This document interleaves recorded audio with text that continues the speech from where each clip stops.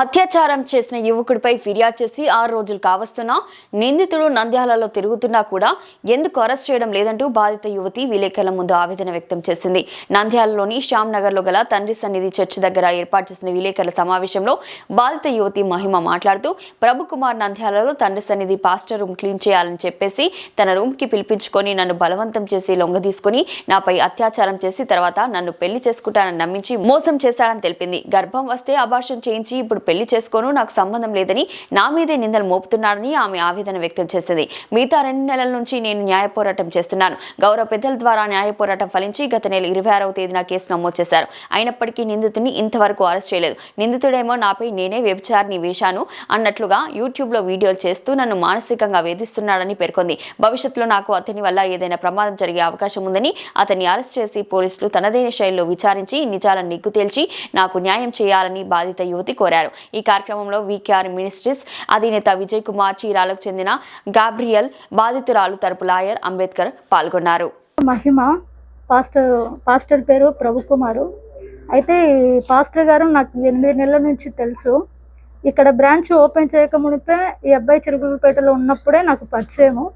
అయితే ఇక్కడ branch open చేసిన తర్వాత నేను ఇక్కడికి రావడం జరిగింది. అయితే నేను వచ్చిన నుండి అబ్బాయి నాకు బాగా పరిచయం అయ్యాడు. నన్ను మ్యారేజ్ విషయంలో చాలా ప్రపోజల్ చేసుకుంటూ వచ్చాడు. అయితే లేదండి, నేను సమర్పణ కలిగి ఉన్నాను, నాకు వివాహం చేసుకున్న ఆలోచన అయితే లేదు, కాబట్టి నేను ఇలాగే ఉండిపోతానని చెప్పాను.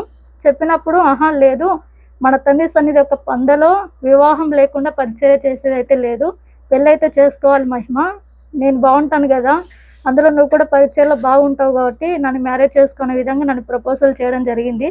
నేను తిరస్కరించాను. ఆ తర్వాత రూమ్ క్లీన్ చేయాలి రా మహిమ అని నన్నైతే అడగలేదు. మా తమ్ముడు భరత్ అని ఉన్నాడు, అబ్బాయి ఫోన్ చేసి మీ అక్కని తీసుకురాయా, ఇక్కడ రూమ్ క్లీన్ చేయాలని చెప్పాడు. ఇదే రూమ్ దగ్గరికి భరత్ అనే అబ్బాయి తీసుకొని రావడం జరిగింది. ఇక్కడికి వచ్చిన తర్వాత ఎవరు లేరు కదా అని నేను కొంచెం ఆలోచించాను. లేదు, ఇంకొక తల్లి కూడా వస్తుందిలే మహిమ, లోపల పని చేయని చెప్పాడు. నేను ఇదే కిచెన్ రూమ్లో పని చేస్తున్నాను. అబ్బాయి బాత్రూంలో బట్టలు ఉతుకుతున్నాడు. భరత్ అనే వ్యక్తి బయటికి వెళ్ళిపోయాడు. ఎక్కడికి వెళ్ళాడో కూడా నాకు తెలియదు. అయితే ఇంకా ఆమె రాలేదు కదా అంటే, వస్తుందిలేమ్మా, పలుకూరు నుంచి రావాలంటే టైం పడుతుంది కదా అని చెప్పాడు. ఆ తర్వాత అబ్బాయి అవతల డోర్ వేసాడు, ఇవతల డోర్ వేసాడు. నేను లోపల కిచెన్లో కిచెన్లో వర్క్ చేస్తున్నప్పుడు నా వెనుక వచ్చి నన్ను బలాత్కారం చేయడం జరిగింది.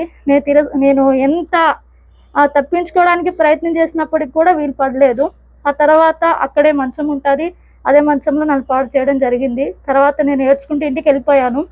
ఇంటికి వెళ్ళిపోయిన తర్వాత అబ్బాయి నా వెంటనే, అంటే నేను ఇంటికి వెళ్ళిన కొంతసేపట్లోకే అబ్బాయి వచ్చాడు. వచ్చి అమ్మ వాళ్ళతో అడిగాడు, నేను మహిమని పెళ్లి చేసుకుంటాను ఆంటీ అని అడిగినప్పుడు, సరేలే నాయన, దేవుని చిత్తం అయితే మాకు అంగీకారమే అని అనింది అమ్మ. అన్న తర్వాత ఆ వ్యక్తి, నేను ఖచ్చితంగా అమ్మ వాళ్ళతో కూడా మాట్లాడతాను, శాలేమన్నతో కూడా మాట్లాడతానమ్మా అని చెప్పడం జరిగింది. ఆ తర్వాత నేను కూడా తన పెళ్ళి ఒప్పుకోవడం జరిగింది. ఆ తర్వాత అబ్బాయి 3 నెలల పాటు మా ఇంటికి రావడము జరిగింది. ఆ 3 నెలల పాటు నన్ను షాపింగ్లో తిప్పాడు. అలాగే వస్తున్న ప్రార్థన మందిరానికి కూడా నన్ను తీసుకుని వెళ్ళాడు. అట్లా చుట్టుపక్కల కూడా తిరగడం కూడా జరిగింది. అట్లనే మందిరానికి వస్తున్నాను, వెళ్తున్నాను.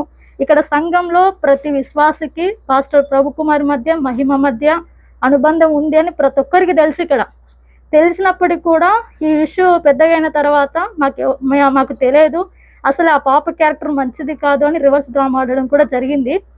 ఆ తర్వాత ఆ అబ్బాయి నన్ను శారీరకంగా ప్రతిరోజు కలవడం జరిగింది 3 నెలలు.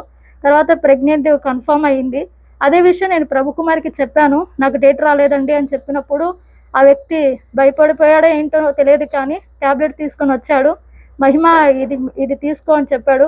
ఎందుకు తీసుకోవాలి, ఆల్రెడీ మనం పెళ్లి చేసుకుంటామన్నావు కదా, వెంటనే నువ్వేమో మీ నాన్నతో చెప్పు అని చెప్పినప్పుడు, లేదు 3 నెలలు టైం పడుతుంది, మహాకూటములు ఉన్నాయి, శాలేమన్నతో మాట్లాడడానికి కూడా టైం లేదని చెప్పడం జరిగింది.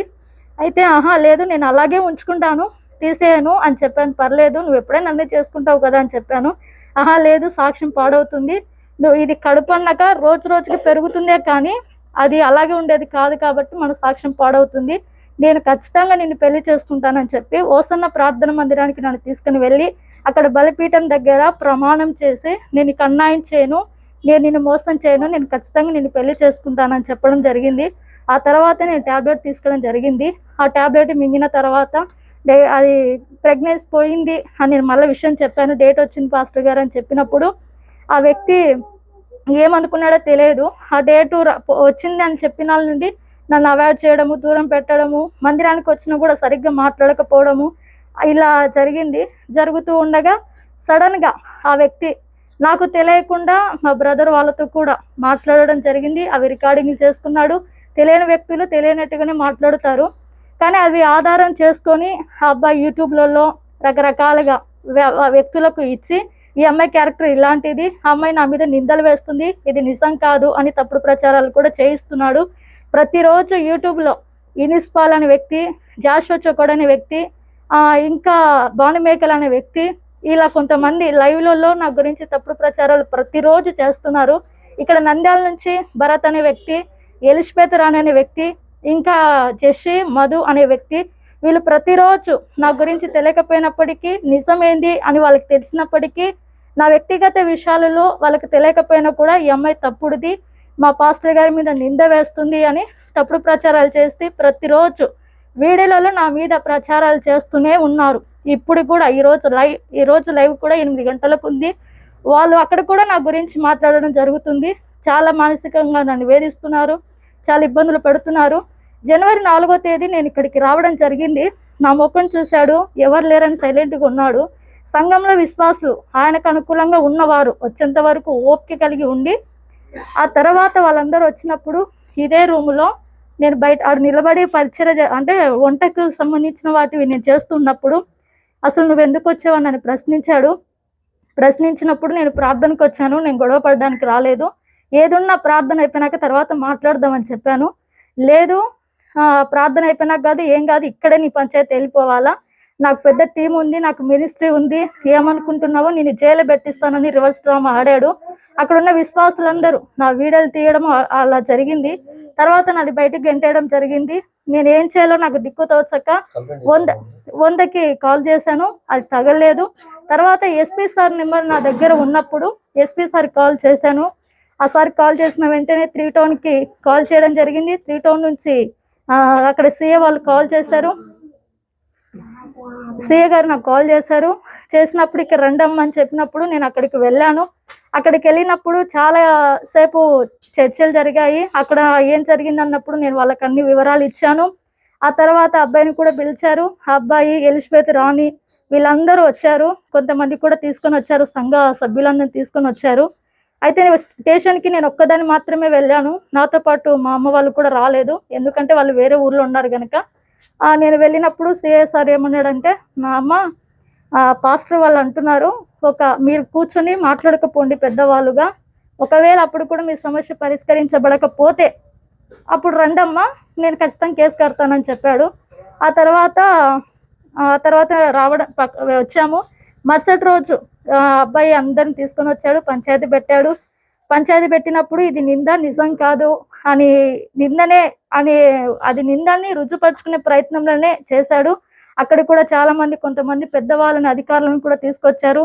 వాళ్ళతో కూడా మాట్లాడించినప్పుడు నేను వినలేదు, నష్టపోయింది నేను కదన్నా, కాబట్టి అబ్బాయి నన్ను పెళ్లి చేసుకుంటే చాలా అని చెప్పాను. అయితే డబ్బులు సెటిల్మెంట్ చేస్తామని కూడా మాట్లాడారు.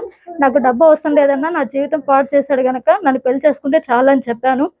చెప్పినప్పుడు ఆ అబ్బాయి ఇంకా సరే అయితే నాకు 2 వారాలు టైం ఇవ్వు, నేను శాలేమన్నకి విషయాలు తెలియజేస్తాను, ఆ శాలేమన్నకు చెప్పిన తర్వాత అన్న ఏం చెప్తాడో దాన్ని బట్టి ముందుకు వెళ్దాము అన్నాడు.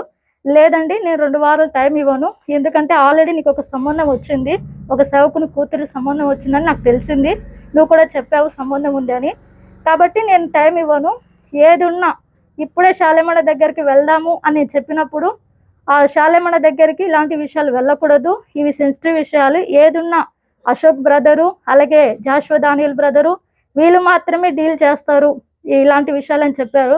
అయితే వాళ్ళు నీ మనుషులు కనుక నాకు న్యాయం చేయరు, ఏదున్నా శాలేమన్న దగ్గరికి వెళ్దాము అని నేను పట్టుబట్టినప్పుడు లేదు అని చెప్పి తను వెళ్ళిపోయాడు. ఆ తర్వాత నేను శాలేమన్నని కలవటానికి కూడా చాలా ప్రయత్నాలు చేశాను. అయితే ఆ వ్యక్తి నన్ను బెదిరించాడు, నాకు తెలియకుండా నువ్వు శాలేమన్నని కలిస్తే నేను చనిపోతే దానికి బాధ్యుడు నువ్వే అని చెప్పడం జరిగింది.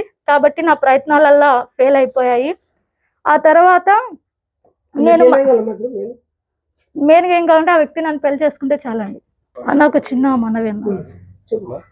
కేసు 8 రోజుల నుండి కేసు ఫైల్ అయినప్పటికి కూడా అబ్బాయిని ఇంకా అరెస్ట్ చేయలేదు. అరెస్ట్ చేయాలి. ఆ యొక్క అధికారులు కూడా సీరియస్ గా తీసుకోవాలి. అబ్బాయిని పిల్లంపాలి. అబ్బాయికి ఇష్టమైతే నన్ను పెళ్లి చేసుకోవాలి, ఒకవేళ చేసుకోకపోతే జైలుకు పంపాలి.